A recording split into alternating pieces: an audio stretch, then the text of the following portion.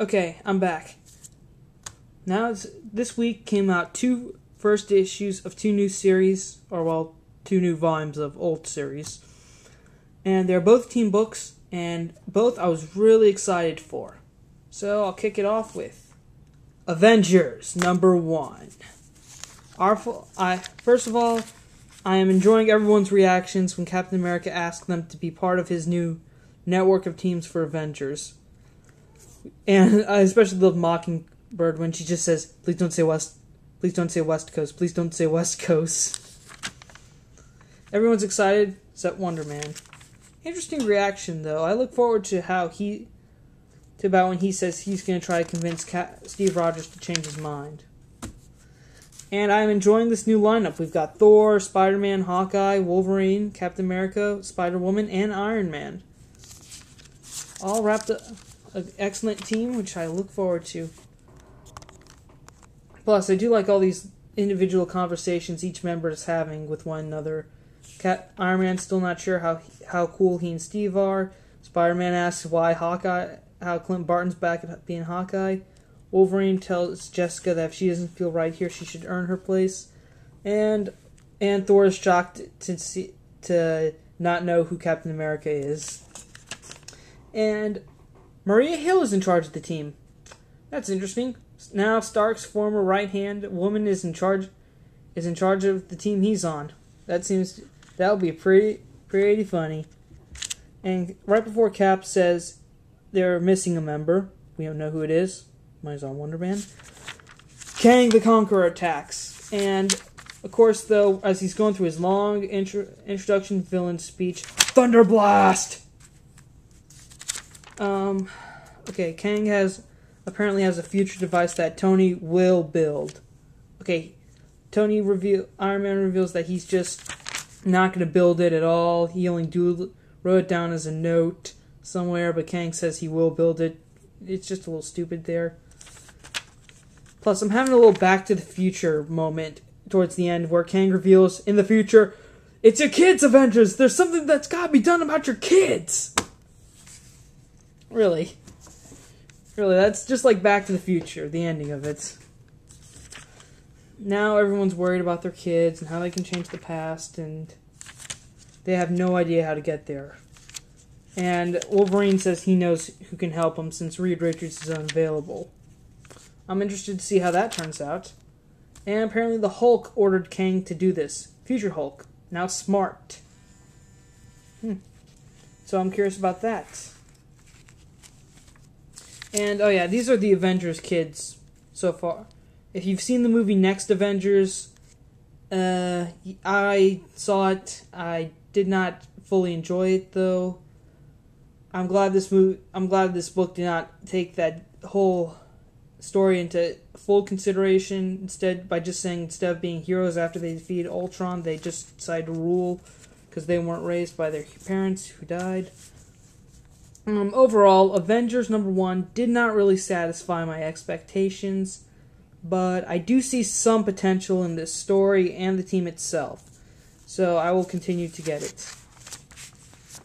Alright, final book, one that I enjoyed and was really excited for.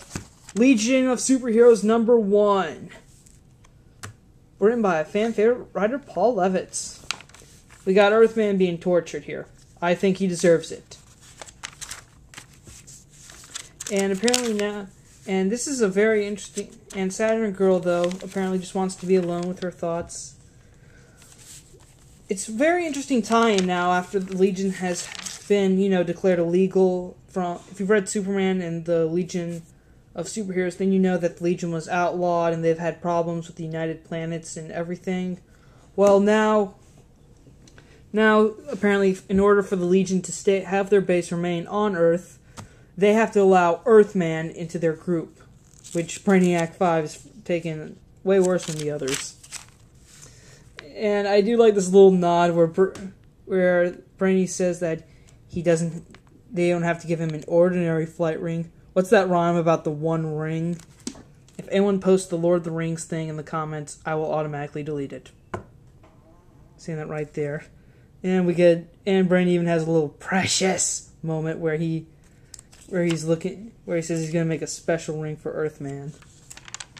Come on, there's no way you'd let a complete psychopath on your team without going through some security measures. Also, apparently the Time Institute was moved to Titan. And some scientists tried to see the origin of the universe, which, well, leads up to Titan being almost nearly destroyed. Oh yeah, and Sodom Yacht is trying to apparently get some new life reading out of Oa. Plus, Saturn Girl is trying to be alone with her thoughts. She's trying to think about everything, trying to get through everything, maybe blow off some steam. And she's trying to find her the children she has, her and Lightning Like's kids. Also, there's this little weird guy from Oa who apparently needs a power ring and then teleports out. The Legion goes over to save Titan. Saturn Girl goes in. She finds her kids, but they're taken away by a time vortex, apparently. Alright, one thing. So far, there's one thing that's going on with the Legion that I'm enjoying. There's a Saturn Girl story, there's the Earthman story, and the whole chaos caused by seeing the origin of the universe. That's what's usually good about these stories. There's usually like three going on at the same time. Now Brainiac goes to find Saturn Girl, taking a time bubble to go find her children. Unfortunately, it's too late. Titan is destroyed. Earthman is still and everyone has heard it. Okay, you probably got a glimpse of that, but I do not want. But basically, the run is that Titan is destroyed and everyone is shocked. Really interesting way to start the new Legion of Superheroes series, but mostly survivors are saved, but some are not, as Saturn Girl still heard it with her mind. Overall, I enjoyed Legion of Superheroes, especially who was chosen for the Green Lantern role. I don't want to say who. If you figured it out, don't spoil it for everyone else by writing in the comments. But I thought that was a real twist on things. It got me really excited for the next issue of this coming out next month. Legion is a pretty cool team, and this series is just spectacular. And like I said, I'm really excited for the next issue. Okay?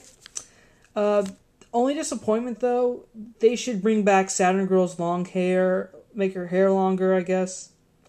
And also, why did DC not give away a free flight ring? I mean, look at this. Look, I've got like 8 rings from I've got all these rings from Blackest Night and even a Flash ring, and they couldn't make a flight ring. That's just what?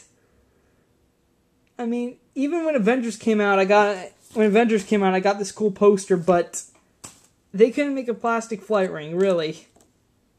That is one of my only few disappointments. Other than that, this book is awesome.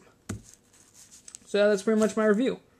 Spider-Man 1991 saying, see you later. Oh, and I did post a review of Ultimate Comics Spider-Man number 10 on my blog, so check it out.